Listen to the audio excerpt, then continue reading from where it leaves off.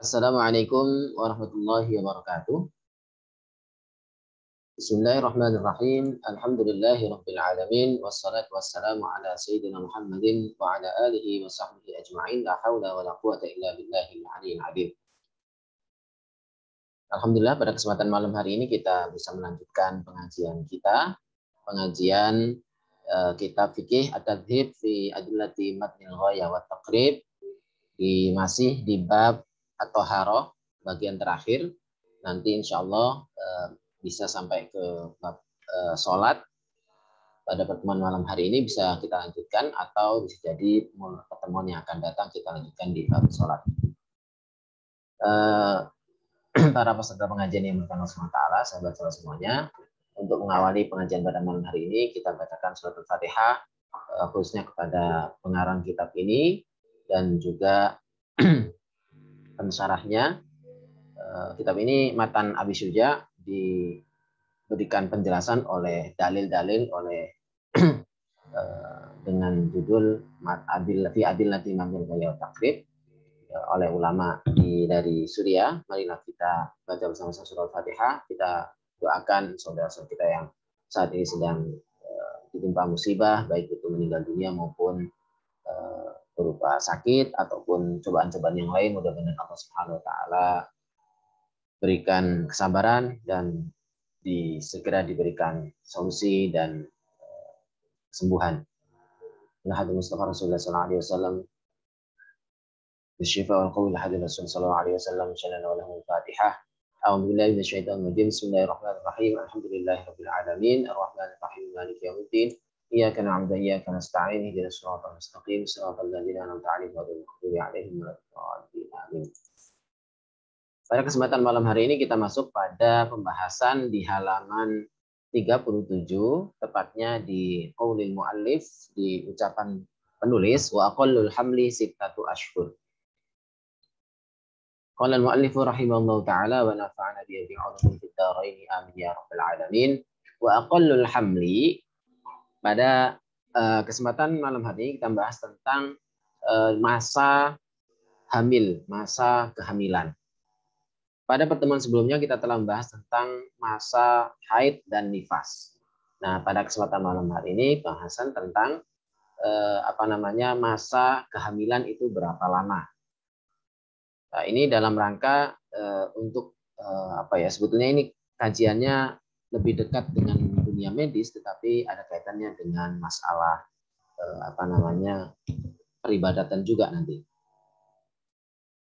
Wa aqallul hamli, dan masa kehamilan yang paling sedikit, maksudnya paling cepat ya, bisa melahirkan gitu ya. Jadi hamil itu masa kehamilan kemudian sampai melahirkan itu berapa lama? Paling sedikitnya atau minimalnya sittatu asyhurin itu 6 bulan.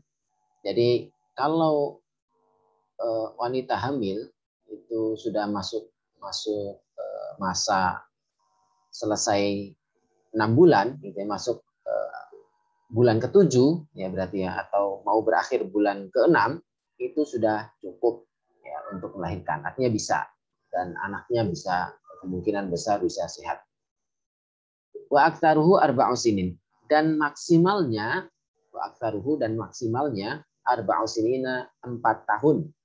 Ya, jadi ada hamil itu menurut hasil penelitian itu adalah ada sampai 4 arba'u sinina 4 tahun. Jadi ada kasus melahirkan itu dalam usia kehamilan 4 bulan, 4 tahun, bukan 4 bulan, 4 tahun. Arba'u sinina 4 bulan, 4 tahun.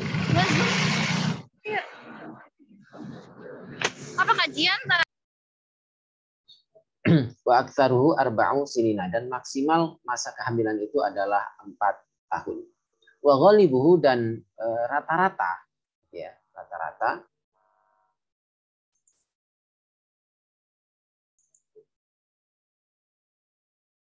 tis'atu asyhurin, normalnya atau bukan normal ya, rata-rata ghalibuhu, kebanyakan gitu ya. Tis'atu asyhurin, 9 bulan.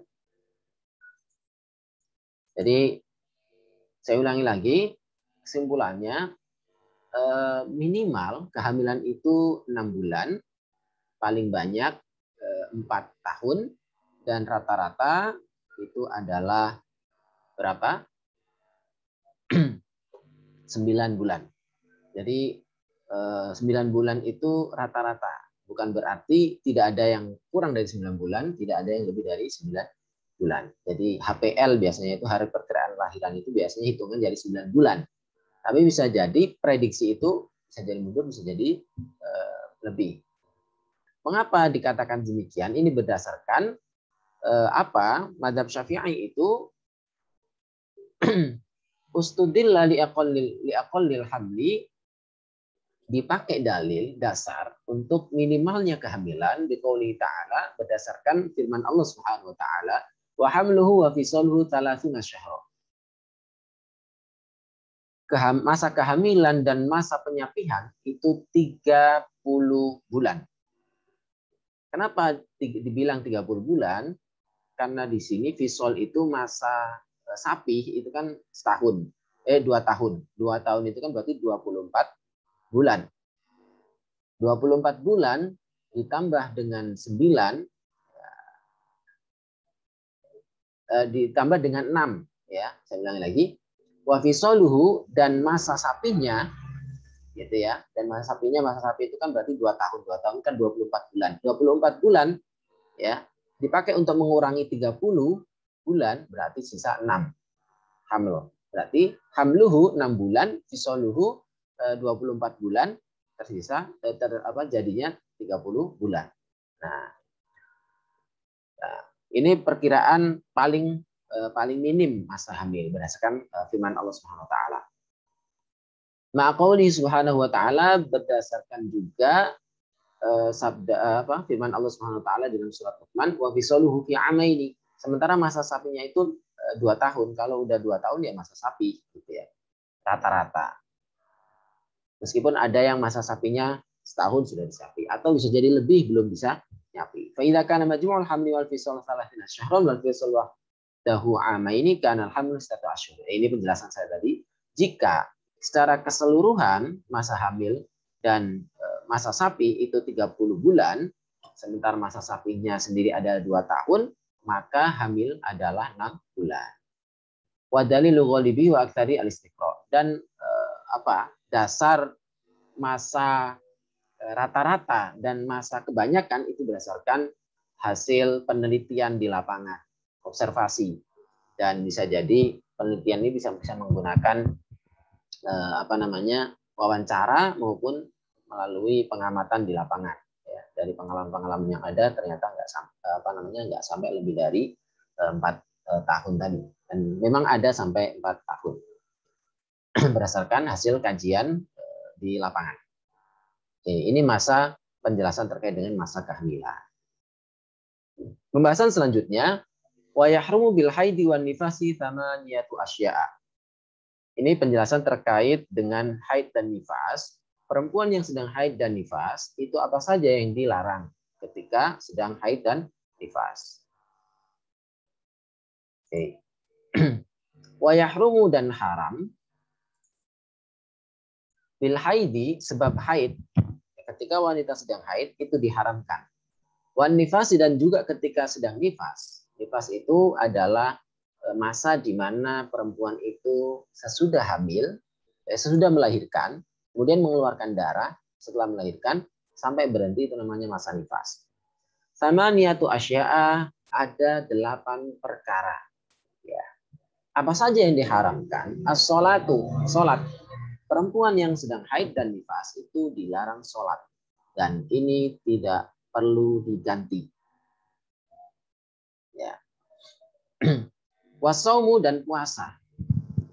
Puasa itu juga dilarang. Kalau perempuan sedang haid dan nifas, maka diharamkan berpuasa. Yang keempat, wa qiraatul Quran. Baca Al-Quran juga tidak boleh. Ya. Menurut madzhab Syafi'i, membaca Al-Quran baik itu sedang baik itu dengan memegang maupun tidak. Kalau diucapkan itu baca Al-Quran, kalau sedang haid dan nifas itu tidak boleh membaca Al-Quran. Nah, kecuali itu doa di dalam Al-Quran, misalnya ada ayat Al-Quran tapi isinya doa boleh, gitu ya. Atau baca dalam hati boleh. Wa masul mushafi, meskipun ini dalam ada perbedaan di kalangan para ulama, ya. Kalau baca saja tanpa memegang, gitu ya. Bagaimana itu ada yang bolehkan, ada yang tidak. Tapi madhab Syafi'i tidak membolehkan. Wa masul mushafi, dan memegang mushaf, wa hamluhu, dan memegangnya. Menyentuh mushaf, membawanya juga tidak boleh. Ya. Dan ini mushaf yang dimaksud adalah mushaf Al-Quran yang bukan tafsir ya, bukan tafsir. Nanti tafsir ada hukumnya lagi. Memegang atau menyentuh atau membawa mushaf ini dikecualikan ketika dalam keadaan darurat, misalnya mushaf jatuh maka kita ambil untuk kebutuhan untuk dibenarkan tempatnya. Nah, ini juga dalam perbedaan para ulama, ada yang membolehkan, ada yang melarang. Kebanyakan melarang kalau menyentuh mushaf. Ini ada perbedaan di kalangan para ulama. Kenapa? Karena di sini ini ada dalilnya, dan ini yang dipakai oleh mazhab Syafi'i. Nah, terkait dengan masalah sholat ini dan puasa, ini ada sabda Nabi Muhammad SAW, karena ini ada perdebatan. Ini sebetulnya mayoritas ulama sudah sepakat bahwa masalah sholat dan puasa itu sudah ijma, artinya tidak ada yang berselisih masalah sholat dan puasa ini ya. Ini saya bacakan hadisnya. Rawal Bukhari wa Muslim an Abi Sa'id Al-Khudri radhiyallahu taala anhu, anna Rasulullah sallallahu alaihi wasallam qala fil mar'ah. Bahwasanya Rasulullah sallallahu alaihi wasallam pernah bersabda terkait perempuan. Laqad su'ila an nuqsani diniha. Ada yang mengatakan, ya dikatakan bahwasanya perempuan itu kurang dalam agamanya. Maksudnya apa? Bukan berarti pengetahuannya kurang dalam agama, bukan. Maksudnya apa? Ini jawab Nabi. Alaisa idza hadat lam tusalli wa lam tasum. Inilah kekurangan perempuan dalam sisi di mana bukankah ketika dia haid, seorang perempuan itu punya masa haid, ya, sehingga lam tusalli, dia tidak boleh sholat, walam tasum, dan tidak boleh berpuasa. Dengan demikian ada masa-masa di mana kaum perempuan itu ada kekurangan dalam hal ibadah. Nah, itu maksudnya ya. Watak bil haid, ya, menurut mayoritas ulama di sini, dan apa ini dikatakan, dan ini bisa dikatakan ijma, wa taqdil haid, orang yang perempuan yang haid, wan nifasa, dan perempuan yang nifas itu mengkodok as-sauma, mengkodok sholat, dia mengkodok puasa, wala taqdi as-sholat, tetapi dia tidak perlu mengkodok sholat. Jadi sholat yang ditinggalkan selama menstruasi itu tidak perlu ditinggalkan, selama nifas dan menstruasi tidak perlu dikodok, gitu ya. Tapi puasanya dikodok. Nah, ini perbedaannya. Dalam hadis lain yang diriwayatkan oleh Imam Bukhari dan Imam Muslim, dan lafadznya dari Muslim, an Mu'adzah qalat, Mu'adzah sahabat Nabi berkata, Sa'altu Aisyah radhiyallahu taala anha, pernah bertanya kepada sahabat Sayyidina Aisyah. Fakultu, lantas aku berkata, ma balul haid taqdi shaum wa la taqdi shalah. Ini bagaimana ini orang yang sedang menstruasi kok dia diharuskan mengkodok puasa sementara tidak perlu mengkodok sholat? Qalat, Sayyidina Aisyah bercerita, karena yusibuna dzalika ma'a Rasulillah sallallahu alaihi wasallam. Suatu ketika masalah ini sudah pernah terjadi ya. Saat itu saya bersama Rasulullah sallallahu alaihi wasallam. Fanu mar bi qadai saum. Lantas kami kaum perempuan saat itu diperintahkan untuk mengkodok puasa. Wala numar bi qadai shalah. Tetapi kami tidak diperintahkan untuk mengkodok sholat. Gitu ya, ini dalilnya. Sedangkan dalil terkait dengan larangan menyentuh atau membaca Al-Quran ketika sedang haid dan nifas itu rawal Ibnu Majah. Imam Ibnu Majah meriwayatkan dari Abdullah bin Umar radhiyallahu taala anhu qala, dia berkata, qala Rasulullah sallallahu alaihi wasallam, Rasulullah sallallahu alaihi wasallam bersabda, la yaqra'ul junubu wal haidu syai'an minal Quran. Tidaklah membaca siapa yang tidaklah membaca al-junubu, orang yang sedang junub. Orang junub itu ketika dia sudah apa itu ya, berhadas besar, bagi laki-laki maupun perempuan ketika sudah berhubungan gitu ya, atau mimpi basah ya, itu disebut dengan junub, mau laki-laki maupun perempuan. Wal haidu, dan orang yang haid Pokoknya junub itu yang berhadas besar, gitu ya. Wal haidu, dan orang yang haid. Tidak boleh membaca apa? Syai'an, sedikit pun minal Qur'an, dari Al-Qur'an. Ya. Dan dalilnya terkait larangan menyentuh mushaf Al-Qur'an itu berdasarkan firman Allah Subhanahu wa taala dalam surat Al-Waqiah ayat 79, la yamassuhu illal mutahharun. Tidaklah boleh menyentuh mushaf Al-Qur'an illal mutahharun, kecuali orang-orang yang disucikan, maksudnya bersuci. Suci itu maksudnya bersuci badannya dari hadas. Ini menurut penafsiran mazhab Syafi'i, gitu ya. Meskipun ada yang menafsirkan ayat ini dengan la yamassuhu, tidaklah menyentuhnya, menyentuh Al-Qur'an di lauh mahfuz ilal mutahharun, kecuali para malaikat yang disucikan hatinya, ya, disucikan. Dan kalau tafsirnya ke arah situ, maka ini tidak bisa dipakai dalil untuk melarang orang yang menyentuh mushaf, gitu. Ini menurut mazhab yang lain. Waliqouli alaihi salatu wassalam, juga berdasarkan sabda Nabi Muhammad SAW. Nah, ayat Al-Quran ini diperkuat dengan hadis Nabi Muhammad SAW untuk memperkuat dalil madhab Syafi'i, an la yamassal Qur'ana illa tahirun, bahwasanya tidak boleh menyentuh Al-Quran illa tahirun, kecuali orang yang suci dari hadas, gitu ya. Ini hadis ini diriwayatkan oleh Imam Ad-Daruqutni marfu sampai kepada Nabi wa Malik, dan Imam Malik fil Muwatta dalam kitab Al-Muwatta mursalan, yang enggak nyampe, hanya kepada sahabat saja. Nah, ini berdasarkan sebagai penguat dari dalil mengapa tidak boleh membaca Al-Qur'an dan menyentuh mushaf, gitu ya. Tetapi masalah sholat dan saum ini ijma para ulama. Sementara membaca Al-Quran dan menyentuh Al-Quran ini perbedaan pendapat di kalangan para ulama, dan mazhab Syafi'i termasuk yang mengharamkan. Oke, saya lanjutkan. Wa dukhulul masjid, dan masuk masjid. Orang yang sedang nifas maupun haid itu dilarang masuk masjid. Untuk mazhab Syafi'i, termasuk junub juga sebetulnya. Tetapi ada keterangan di sini. Ada ketentuan kapan masuk masjid itu dilarang. Nah, in khofat talwithahu, jika khawatir mengotori masjid.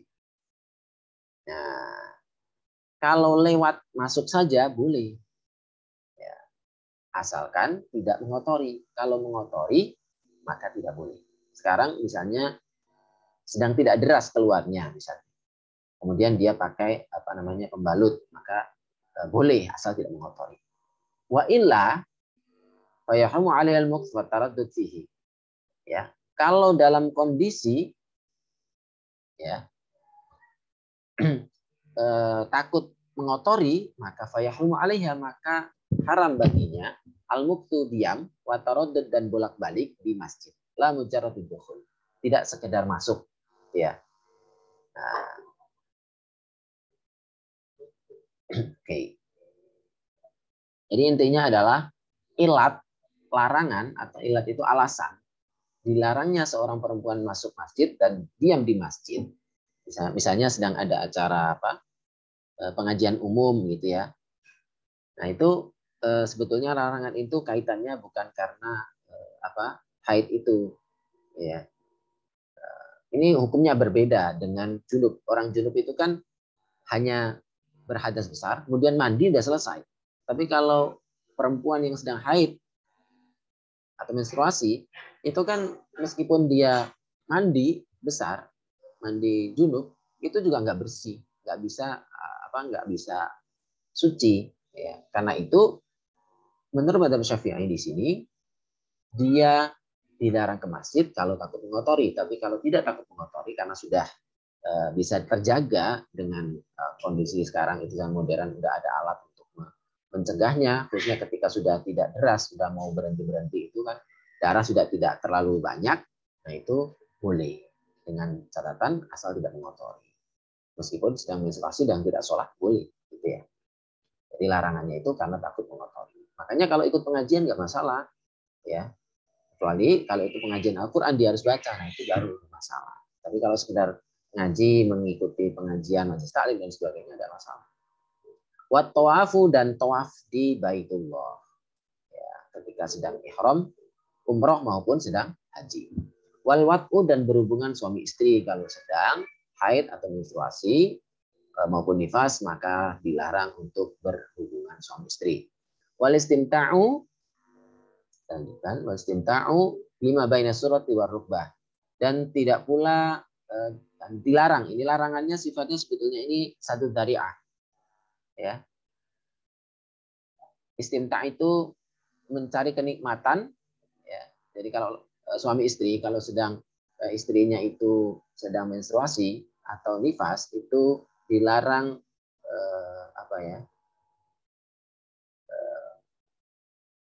bercanda tawa dalam arti sampai menjurus ya antara intinya saling main-main ya di area antara antara pusar dengan ini dengan lutut. Jadi daerah itu hindari. Main-main di antara area lutut sampai pusar itu dihindari. Kenapa? Karena khawatir nanti masuk kalau sudah kepingin sehingga berhubungan. Nah ini kan areal yang mengakibatkan pada keharaman. Sebetulnya itu nggak termasuk yang terlarang, tetapi bisa mengarah ke situ sehingga dilarang juga. Madzhab Syafi'i kehati-hatian, gitu ya. Jadi ada beberapa hal yang diharamkan. Tetapi ini ternyata ada perbedaannya dengan junub. Junub itu dijelaskan di bawahnya. Junub yaitu laki-laki atau perempuan yang selesai berhubungan badan atau keluar air maninya, gitu ya. Baik laki-laki maupun perempuan. Dan itu bisa suci dengan hanya mandi saja. Beda dengan nifas dan haid. Kalau haid dan nifas itu meskipun mandi juga kalau belum selesai maka tidak juga suci, gitu ya. Wa yahrumu dan haram alal junubi atas orang yang sedang junub berhadas besar khamsatu asya'a 5 perkara. Apa saja yang diharamkan, yang dilarang bagi seorang yang sedang junub? As-sholatu sholat, wa qiraatul Quran dan membaca Al-Quran, memasuk mushafi dan menyentuh Al-Quran, wa hamluhu dan memegang, membawa Al-Quran. Wa tawafu dan tawaf, wal lubthu fil masjid dan tinggal di masjid, diam di masjid. Gitu ya.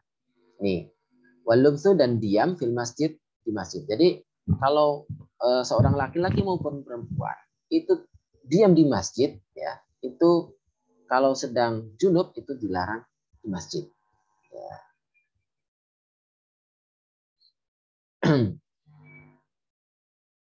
Tapi kalau lewat saja nggak masalah. Karena orang yang sedang junub itu nggak mengotori, tetapi apa? Dia itu tidak suci. Sehingga tidak suci bukan dari najis tapi dari hadas. Jadi kalau perempuan yang sedang haid dan nifas itu dilarangnya itu karena tidak suci dari hadas, gitu ya. Bukan tidak suci dari hadas, tapi tidak suci dari najis. Khawatir dia nanti menjatuhkan najisnya ke dalam masjid. Itu larangannya. Mengapa kaum laki-laki maupun perempuan yang sedang junub itu dilarang berdasarkan firman Allah Subhanahu wa taala dalam surat An-Nisa ayat 43, la taqrabus shalah wa antum sukara, jangan kalian dekati sholat, jangan kalian dekat-dekat melaksanakan sholat wa antum sementara kalian sukara sedang mabuk. Ini dulu larangan sebelum ada larangan secara tegas terkait mabuk ya. Jadi dulu itu larangannya ya kalau mabuk masih boleh, tapi kalau sedang sholat, mau sholat tidak boleh mabuk. Ya, hatta ta'lamu ma taqulun, sehingga kalian sadar apa yang kalian ucapkan ketika sedang sholat itu. Kalau sedang mabuk tidak sadar. Wala junuban dan tidak boleh orang yang sedang junub itu gitu ya ke masjid gitu ya. Illa abili sabilin, kecuali kalau lewat saja boleh. Hatta tagsilu sampai kalian mandi gitu ya. Kalau orang yang sedang junub boleh masuk masjid ya, tinggal di sana diam ya kalau sudah mandi. Tapi kalau sedang lewat saja nggak masalah. Fal murad bis sholati mawadi'uha. Yang dimaksud dengan sholat, yang la taqrabu sholat ini maksudnya adalah tempat sholat. Maksudnya adalah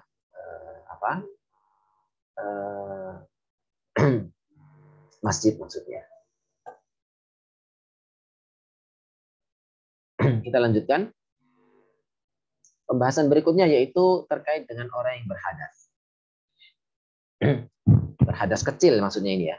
Wa yahrumu, dan haram alal muhdits, atas orang yang sedang berhadas kecil, baik laki-laki maupun perempuan, salah satu asya, ada 3 perkara yang dilarang ya bagi orang yang sedang berhadas kecil.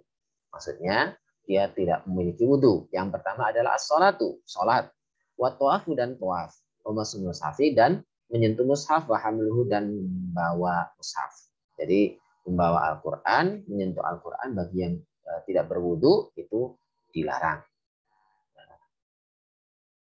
Jadi dikurangi, makin berkurang ya. Jadi paling banyak itu yang perempuan sedang haid dan nifas itu ada tadi sebanyak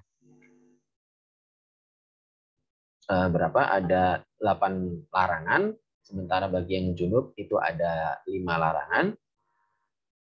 Sementara bagi yang berhadas kecil itu ada 3 larangan. Demikian pembahasan tentang masalah larangan-larangan bagi orang yang sedang haid dan nifas, junub, dan yang sedang berhadas kecil. Ini berdasarkan yang hadas kecil ini sabda Nabi Muhammad SAW dalam hadis Bukhari wa Muslim dari Abu Hurairah radhiyallahu taala anhu, an Nabi sallallahu alaihi wasallam qala, bersabda Nabi Muhammad sallallahu alaihi wasallam, la yaqbalullahu salata ahadikum idza ahdatha hatta yatawaddo. La yaqbalullah, Allah tidak menerima salat ahadikum, salat kalian, salah seorang dari kalian salatnya tidak diterima, idza ahdatha, ketika dia berhadas, hatta yatawaddo, sampai dia berwudu. Nah, demikian pembahasan terkait larangan orang yang melaksanakan sholat tanpa wudhu, jadi tidak sah. Demikian pembahasan pada kesempatan hari ini. Kita cukupkan, kita masuk pada tanya jawab. Oke, silakan untuk pembahasan ini kita lanjutkan di pertemuan yang akan datang. Kalau misalnya ada pertanyaan, silakan.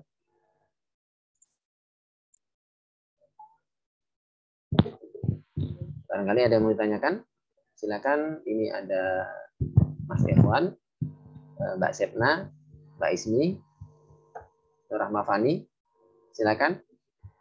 Bila ada yang mau ditanyakan terkait permasalahan 3 pembahasan tadi. Silakan, saya beri waktu. Ada waktu sekitar 10 menitan.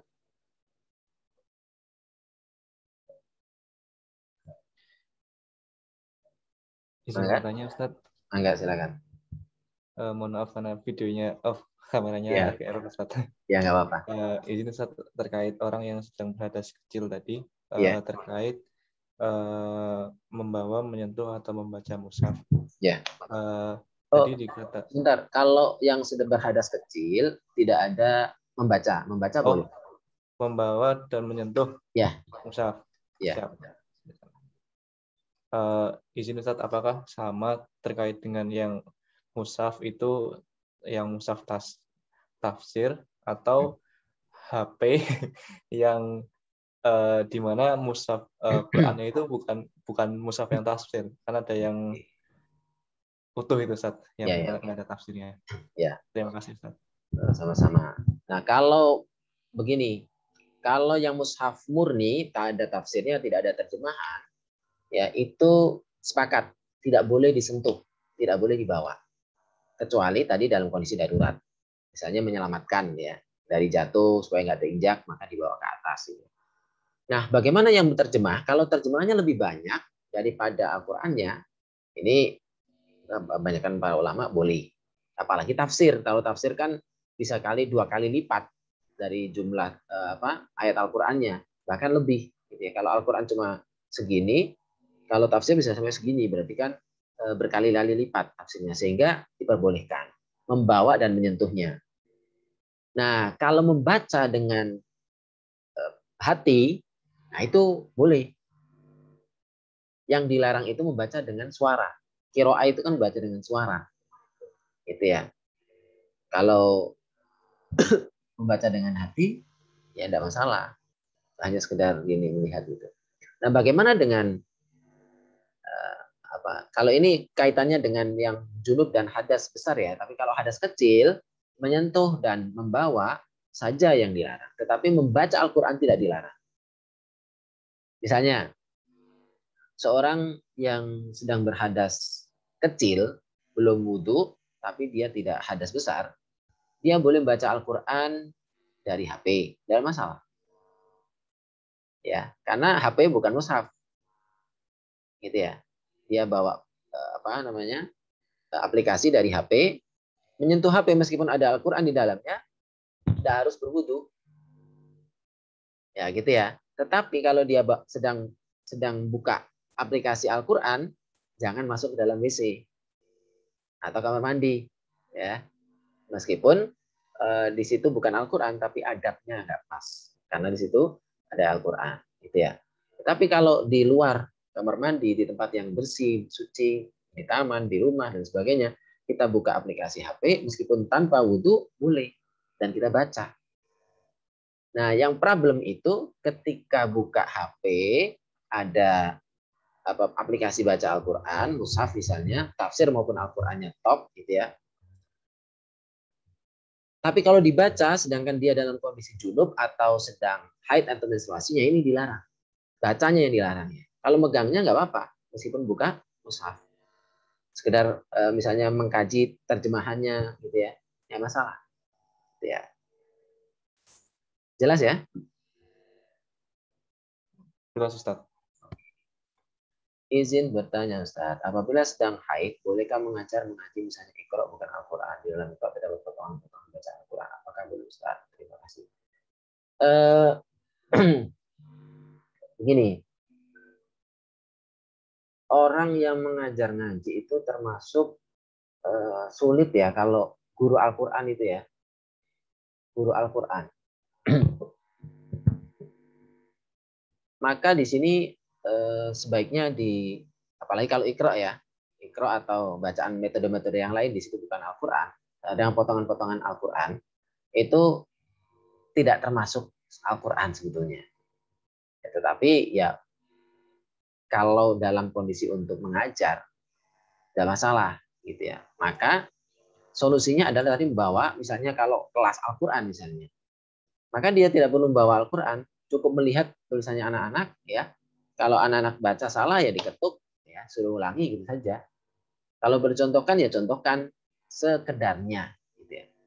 Jadi bukan bukan membaca satu ayat misalnya, tapi cukup di posisi yang dibenarkan tadi, gitu ya. Nah, apalagi kalau sekedar ngajar Iqra misalnya belum masuk Al-Qur'an atau qiraati belum masuk pada jilid baru di jilid-jilid belum di Al-Qur'an, insya Allah tidak ada masalah. Dan ini juga perbedaan pandangan di antara para ulama, karena di kalangan para ulama itu ada yang membolehkan baca Al-Qur'an bagi yang sedang menstruasi maupun yang sedang haid. Artinya ini perbedaan pendapat. Tapi menurut mazhab Syafi'i tidak dibolehkan. Kalau ingin tetap pakai mazhab Syafi'i, maka yaitu tadi ya tidak perlu megang Al-Quran. Kalau ada yang salah ya diketuk saja, gitu ya. Tidak harus bawa Al-Quran gitu. Kalaupun harus bawa Al-Quran, maka ambillah yang terjemahannya, gitu ya, supaya di situ terselamatkan dari larangan. Karena terjemah Al-Quran itu bukan Al-Quran. Ya, meskipun ada ayat Al-Qurannya, biasanya terjemahnya lebih banyak daripada Al-Qurannya. Demikian. Tapi biasanya mereka yang pengajar-pengajar Al-Quran itu, kalau nggak ngajar, karena menstruasi itu kan cukup lama, bisa sampai 15 hari. Kalau misalnya dia guru ngaji tidak ngajar, itu bisa terganggu. Kalau misalnya guru ngaji di suatu TPQ itu selama ngajar, yang pengajarnya itu kebetulan perempuan semua, kemudian mereka sedang bareng-bareng menstruasi misalnya, kan kasihan, libur. Ya. Nah, anggap saja darurat. Darurat pilih madhab yang lain atau setidaknya tidak membawa Al-Quran tapi tetap ngajar. Seperti itu. Banyak solusi lah gitu. Ya kalau bisa dihindari tidak menyentuh, ya, tidak harus membaca, gitu ya. Kalau baca Al-Fatihah pun diniatkan doa, misalnya. Seperti itu. Jelas ya? Silakan, Fani mau nanya? Sepna mau nanya? Atau sudah jelas?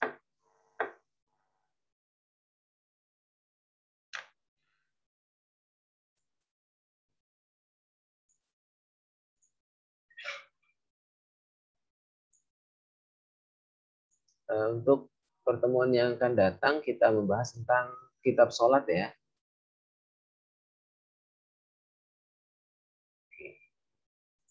Barangkali ada yang mau ditanyakan lagi atau ada yang kurang jelas? Ini kitab kita pakai Madhab Syafi'i dulu ya. Sebetulnya ada kitab yang lain yang tentang perbedaan pandangan terkait masalah ini, yaitu kitab ini. Di sini ada di dalam background saya ini, kalau bisa dilihat ini ada kitab sini di paling ujung kiri yang di rak ini ada 2 rak. Kelihatan di itu ya di background ya. Di mouse saya ini kitab Bidayatul Mujtahid yang atas belah kiri. Nah, di bawah sini ada Subulus Salam, Syarah Bulughul Maram. Ini dua-duanya kitab perbandingan madhab. Kalau yang di atas ini kitab Bidayatul Mujtahid, itu kitab fikih murni, madhab Maliki. Kemudian ini Subulus Salam ini syarah dari kitab Bulughul Maram yang merupakan syarah daripada pensarahnya ini madhab Zaidiyah, Syiah Zaidiyah. Tapi di situ perbandingan madhab. Ada madhab Syafi'i, tapi ini kitab-kitab hadis-hadis ahkam, hadis-hadis yang terkait dengan hukum Islam. Mungkin itu saja. Ini sebetulnya kita baru 35 menit ya kita mengaji tadi. Barangkali kalau misalnya ada pertanyaan, mangga dilanjutkan. Atau mau dilanjut? Saya serahkan kepada Mas Ikhwan.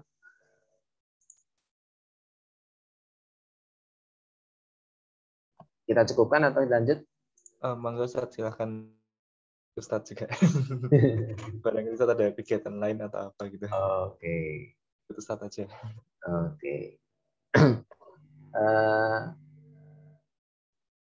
Nggak ada pertanyaan lain ya?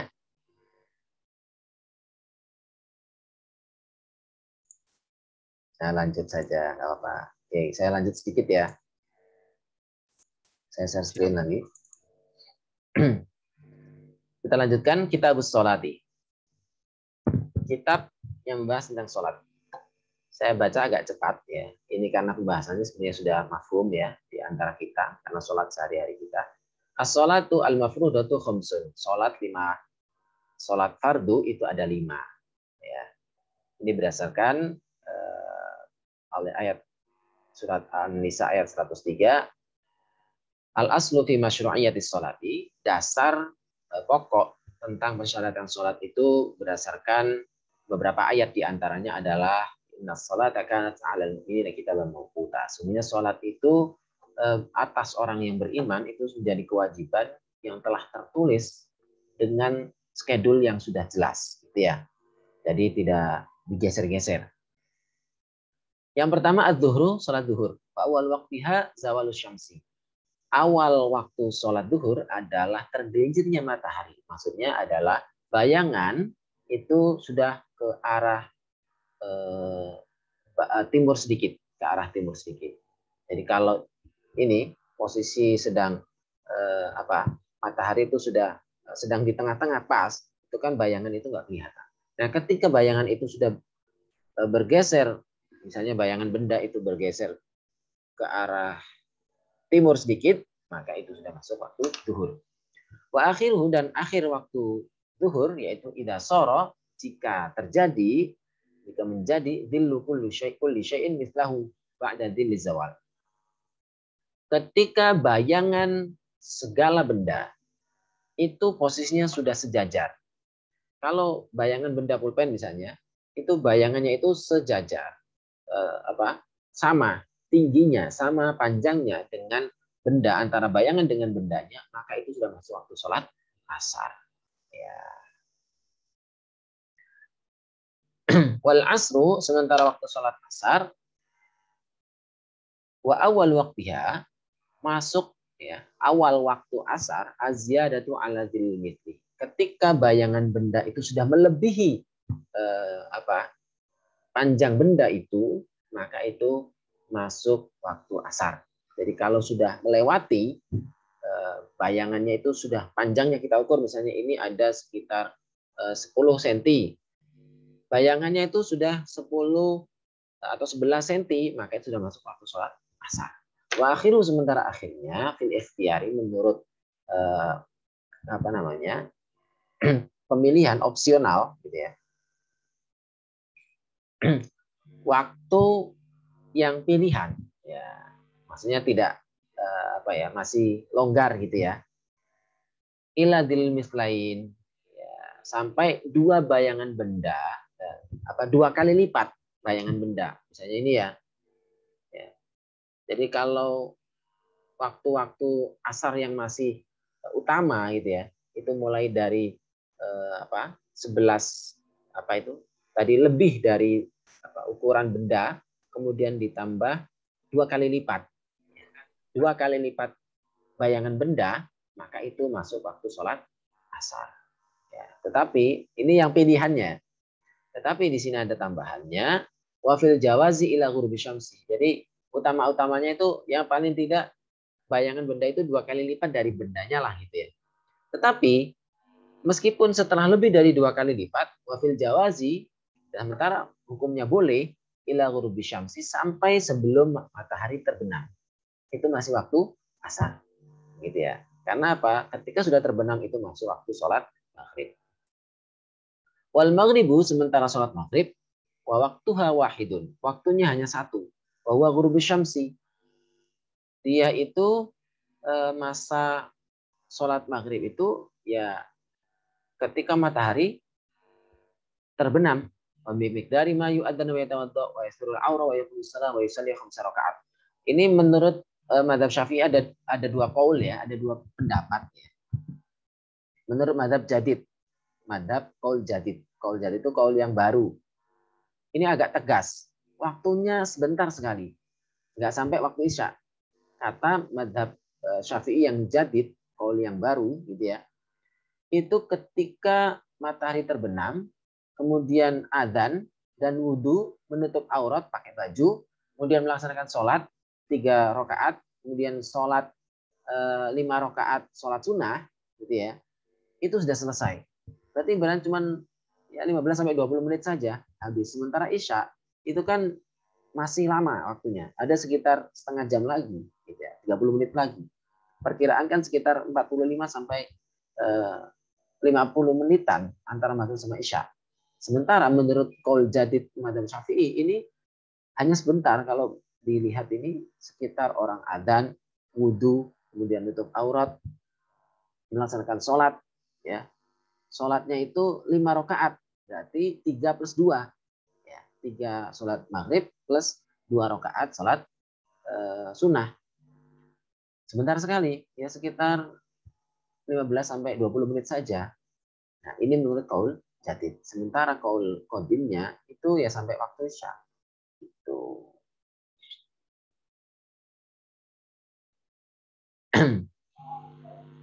Ada perbedaan, ada dua qaul, dua pendapat.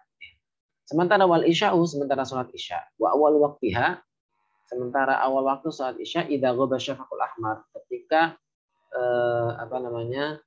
Mega merah itu sudah hilang. Mega merah di ufuk barat. Wa akhiruhu, dan akhirnya fil ikhtiyar ila thulutsal lail. Sementara secara pilihan, ya utama-utamanya paling akhir dari sholat Isya itu 2/3 malam. Ya, apa? Sepertiga malam berarti. Sepertiga malam itu ya sekitar jam 11-12. Nah, wafil jawazi, sementara masih diperbolehkan menurut mazhab Syafi'i, agak longgar ini kalau sholat Isya ini. Ila tulu'il fajri atsani, sampai fajar sodik. Fajar kan ada fajar kadib, ada fajar sodik. Sampai masuk sholat subuh. Ya. Artinya sampai sebelum waktu subuh terbit. Ya. Artinya apa? Mazhab Syafi'i yang qaul Jadid ini ketika masalah maghrib itu sangat ketat, ya, cukup sampai apa? Jadi nggak longgar sampai Isya, tetapi hanya sampai beberapa menit saja. Sementara kalau Isya itu panjang sampai sebelum subuh. Boleh untuk melaksanakan sholat Isya. Nah, sementara mazhab qadim ini di sini di masalah sholat maghrib hatta yang syafaqul ahmar, sampai apa namanya mega merah itu hilang, berarti masuk waktu Isya. Dan ini diperkuat oleh mayoritas mazhab 4. Kenapa? Berdasarkan dalil-dalil yang kuat. Jadi di sini ada hadis Nabi, wa waktu sholatil maghrib malam yakin asyafaq. Waktu sholat maghrib itu ya sampai mega merah itu hilang. Nah, masuk waktu isya. Berarti sholat maghrib menurut kaul qadim, kaul yang lama itu sampai waktu isya gitu ya. Gitu. Kalau udah masuk waktu isya, berarti masuk waktu maghrib sudah habis. Gitu. Sementara tadi waktu sholat isya itu sampai subuh. Menurut Imam Syafi'i, meskipun ada yang mengatakan sampai setengah malam ya, sepertiga malam saja, jadi sekitar jam 11, jam 12 atau jam 1 itu, ya, tengah malam lah gitu ya.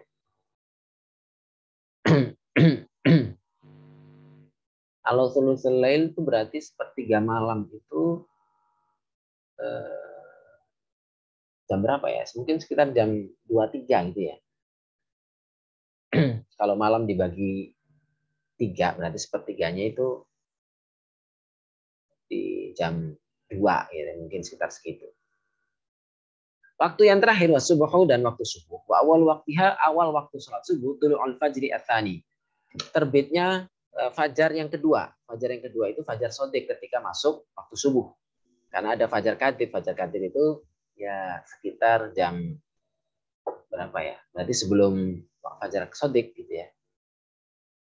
Adzan awal lah kalau itu. Biasanya sekitar jam 1 jam atau setengah jam sebelum subuh gitu ya.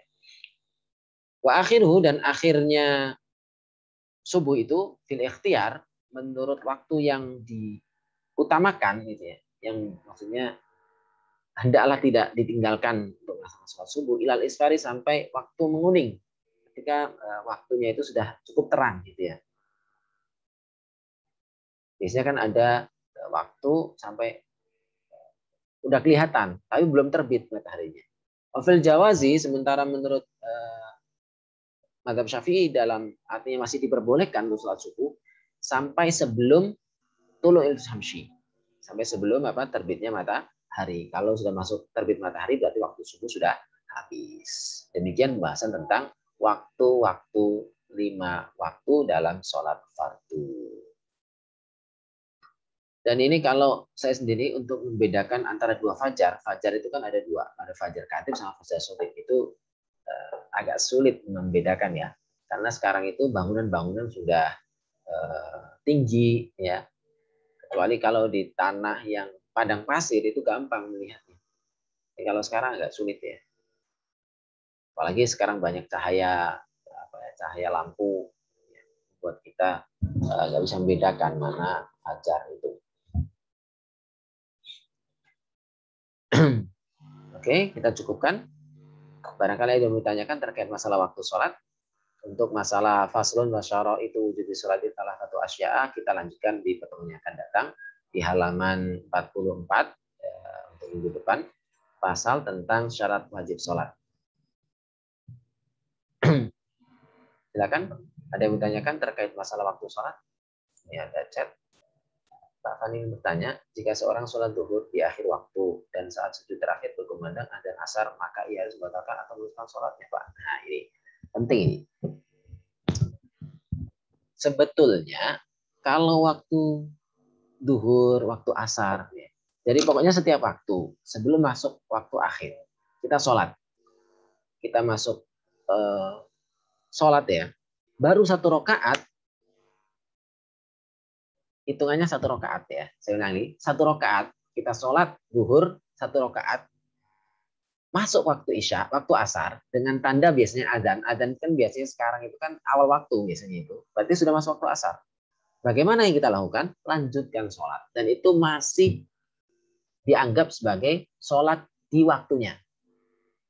Ya, jadi orang yang sedang sholat 4 rakaat misalnya, dapat 1 rakaat saja, itu sudah dianggap masuk waktu. Artinya 3 rakaat berikutnya waktu sholat asar, itu masih dianggap sah. Sholat zuhurnya masuk ada di waktu zuhur.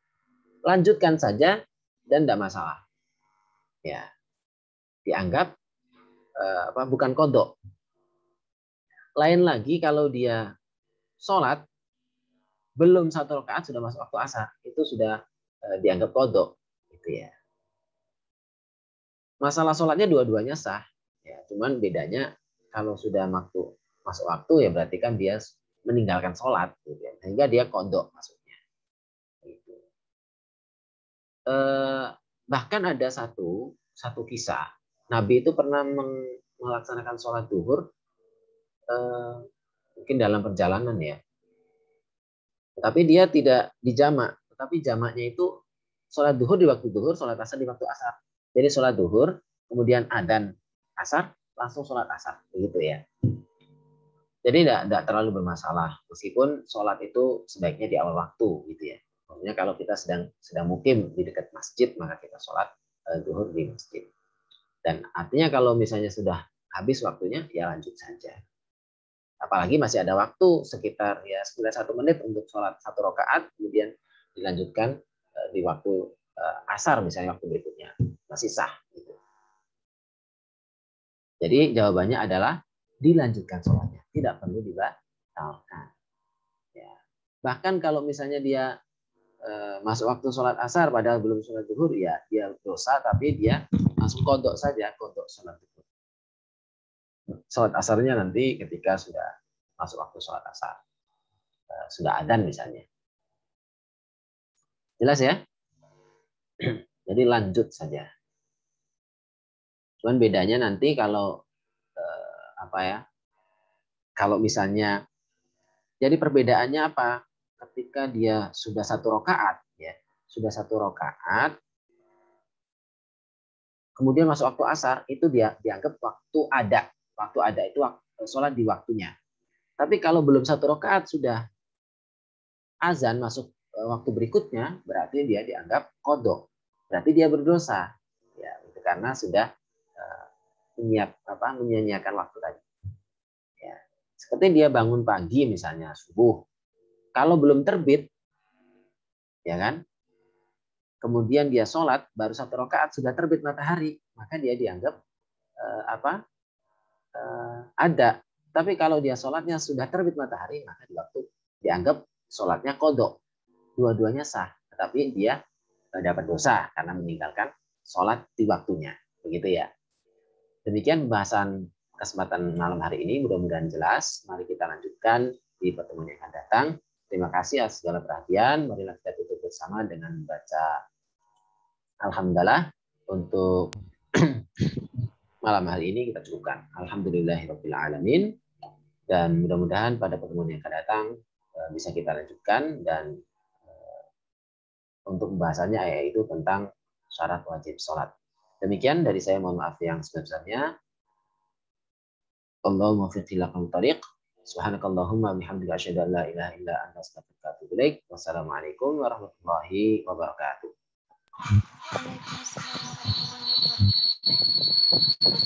Silakan, saya izin ya. Siap. Saya matikan dalam